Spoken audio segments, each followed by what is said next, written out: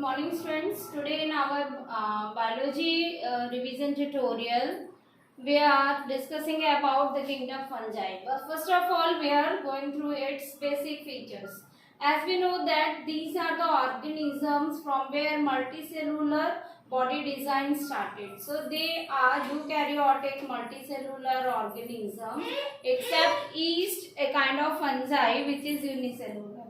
They exhibit saprotropic and parasitic both the mode of nutrition. Somewhere they are parasitic when they are showing symbiotic relationship with algae as a lichen and with the tree as a mycorrhiza. So they are at that place they are showing mutualism, a kind of parasitic nutrition. On generally they are feeding on dead and decaying matter, so they are saprotrophic in nature. They are found everywhere, in soil, water, in the body of animal, plant, everywhere. So they are called to be cosmopolitan. But mainly they are in damp places, moist places, shady places. At that time, at that places where neither the temperature is high nor low. Students, main thing that they reproduce asexually by the method of fragmentation and spores formation, whereas when they reproduce sexually, their reproduction completed in 3 steps. That is, first is the fusion of their protoplasm of 2 motile or non-motile gametes, that is called as plasmogamy, and the fusion of the nuclei, that is called as karyogamy. Further, it is carried on by meiosis cell division to form zygote and further resulted into haploid spores. So students, because of this, they are also showing dikaryotic phases. Now, let's see on the basis of mycelium, how are they further classified.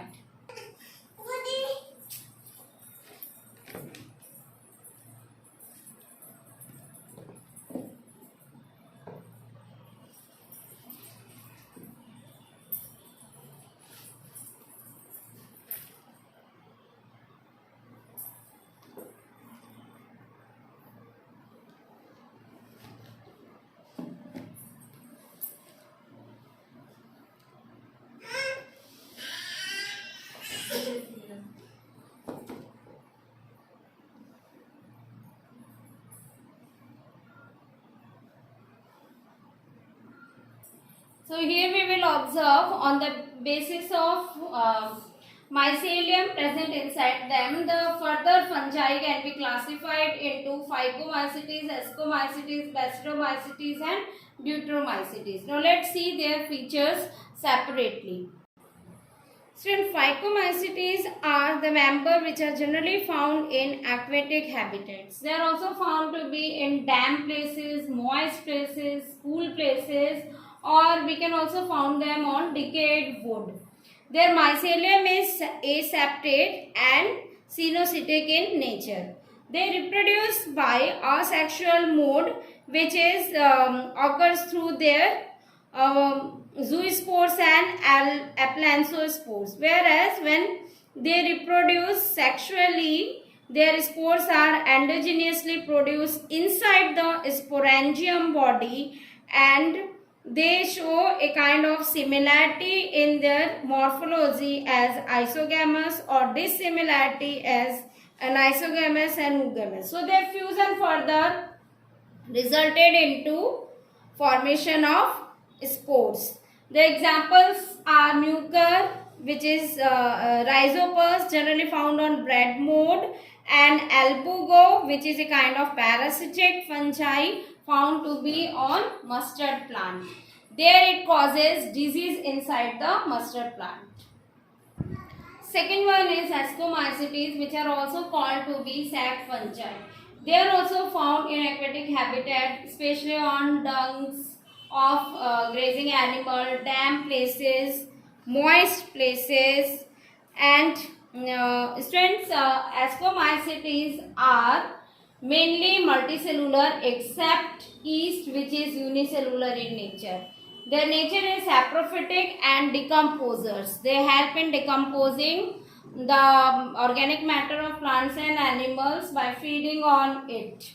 Their mycelium is branched and septate. So the asexual reproductions occurs by the spores which are called to be conidia, and they produce exogenously a kind of mycelium called as conidiophores. So these conidiophores germinate and produce mycelium which occurs as a asexual reproduction.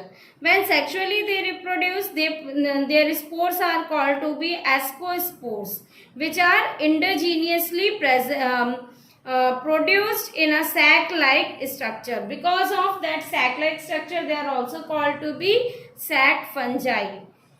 They are mainly used or economically very important because they are used for biochemical and genetic works, as Neurospora is one of the example of it. Aspergillus, calvicips, these are the other examples which are having morels and buffles to be considered as edible form, and these ascomycetes are specially form a sac body, due to which they are named to be sac fungi. Now let's see the another classified category,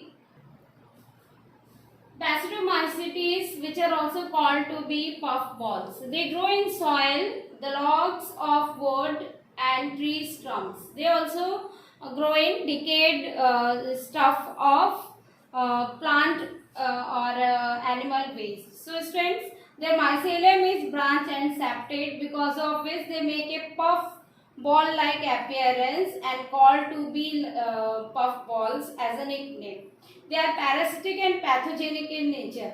Their parasitic nature is they found in the wheat plant as a parasite and causing disease as smut of wheat. So that example is Stulago. Stulago is generally found there. Puccinia is also one of the pathogenic nature of Basidomycetes. They when they are also used for edible purpose like agaricus mushroom. So they result to be the structure as a dicaryonic phase and give rise to basidium. Sexually they reproduce by karyogamy, and then meiotic cell division occurs inside them to produce basidospores. These basidospores are exogenously produce a kind of basidium on it, and this basidium are arranged in the fruiting body that is called as basidocarp. So students, their general examples are Ustilago, mushroom, Puccinia, etc. Now let's see the fourth category of fungi, which is called to be Deuteromycetes or imperfect fungi. So these Deuteromycetes are called to be imperfect fungi because their mycelium is septate and branched. Students, they are also showing a kind of feature which are resembling more with the kingdom Plantae.